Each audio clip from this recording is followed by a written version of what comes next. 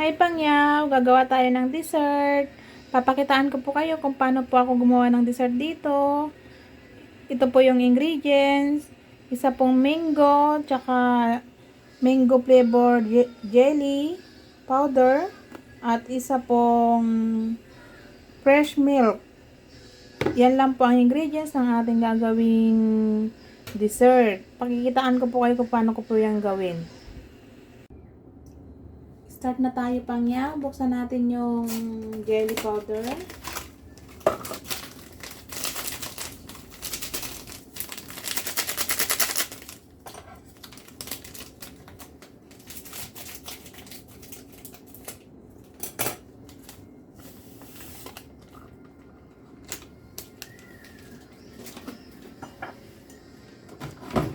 Nagpainit na po ako ng tubig.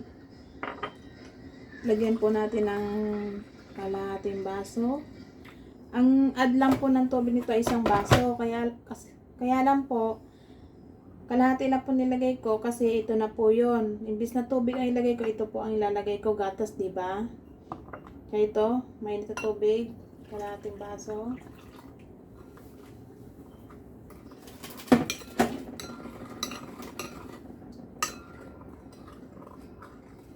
Tunawin po natin yung powder sa mainit na tubig.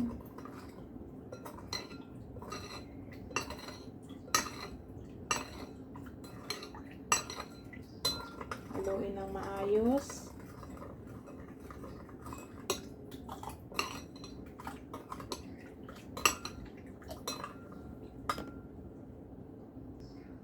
Ayan, Pangyaw. Nahalo na po natin. Meron pa ako ditong 7 cups. Dito po natin uhulmahin to. Lalagyan po natin to ng hiwa-hiwa na mangga. Nainiwa ko na po. Ito, ganito.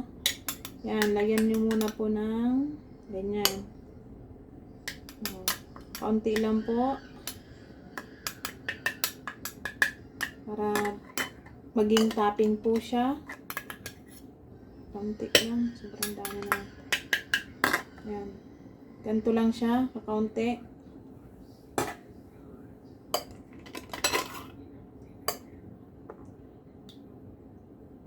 Yan, ganito lang po yung hiwa-hiwa niya. Yan, kita niyo po.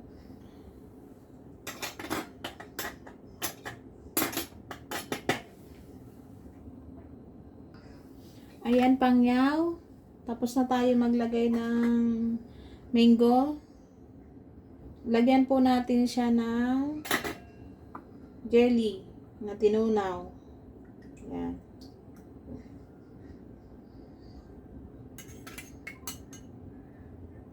Isang ganito lang po siya. Isang kutsara.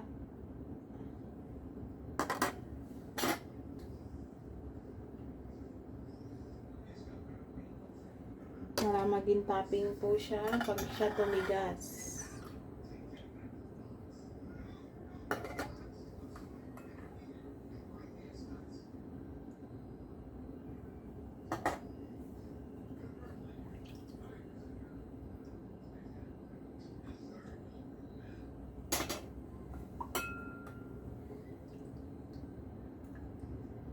Ayan, nalagyan na po natin lahat. Patigasin po natin siya sa ref. Ilagay po natin muna sa ref siya ng 30 minutes para tumigas po.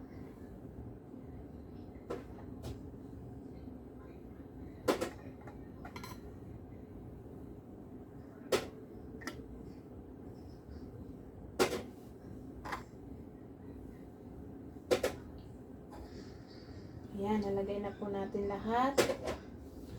Then, hintayin po natin, saka po natin paghalo-haluin tong gatas at mango sa jelly na tinunaw po natin. Okay, hintay po tayo ng 30 minutes para po tumigas po yung nilagay natin sa ref na jelly. Hi guys, ilagay na po natin yung mango sa powder na tinunaw po natin. Ito po. Ilagay na po natin. Kasi matigas na po yung nilagay natin sa ref. Ayan. halo lang po.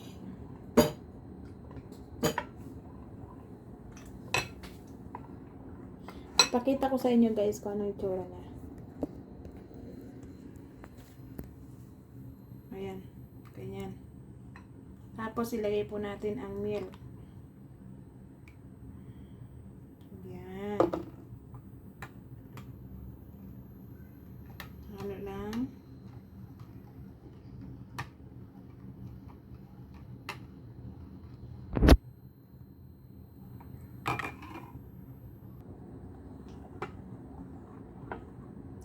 Kunin na natin guys yung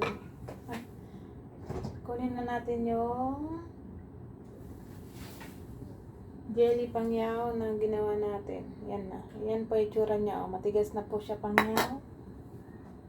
Ayan.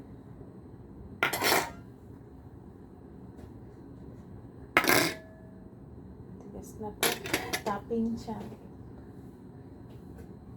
Pag yan po naluto ninyo, nagawa nyo na po, pag matigas na po siya, ang pagkuha po ninyo, bawa matigas na po yung jelly natin, kuha po kayo ng toothpick, iganyan nyo po, tapos ibabad nyo po sa mainit na tubig kunti. Bawa, may mainit po kayong tubig dito, para po mataob nyo po ng ayos, para hindi masira yung topping. I-ano nyo po, lagyan nyo po ng mainit na tubig yung isa nyo pong mangkok. Tapos ibabad nyo lang po yan dyan ng kaunting oras. Tapos kuha po kayo ng toothpick. Ganyanin nyo po yung gilid. Tapos ganyan nyo na po. Makikita nyo po yung resulta. Maganda po siya. Okay na po. Lagay na po natin yung jelly.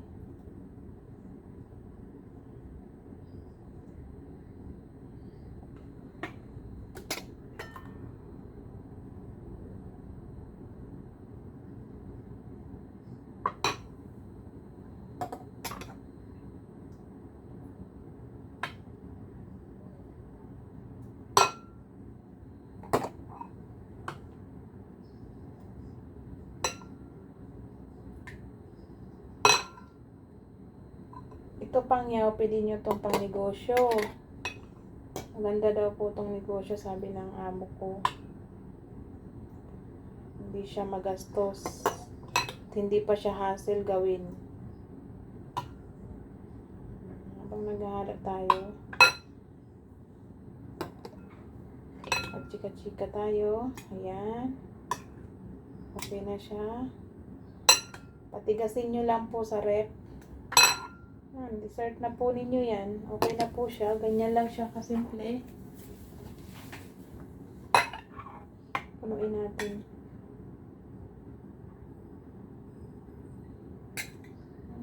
Magugustuhan to ng mga yung mga dyanok. Magugustuhan po to ng mga yung mga junakis.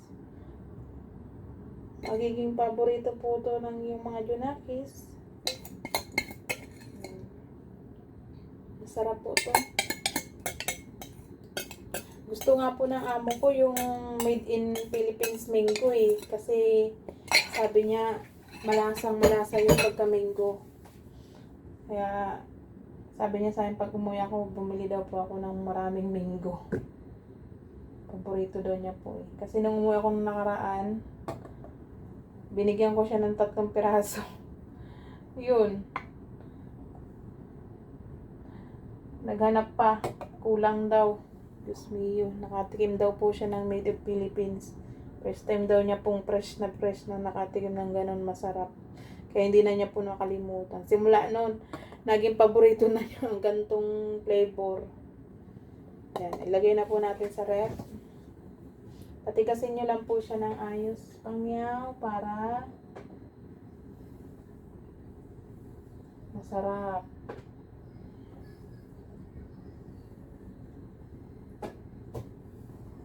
Okay, pakita ko sa inyo kung ano yung itsura pala. Ayan. Ayan, ganyan na itsura niyan pangyaw. Kita nyo? Diba? Thank you pangyaw sa inyong panonood. Ganyan lang po ang dessert natin. Bye-bye! Ingat po kayo lahat dyan, Pangyaw. God bless. Thank you for watching. Bye-bye, Pangyaw. Ingat!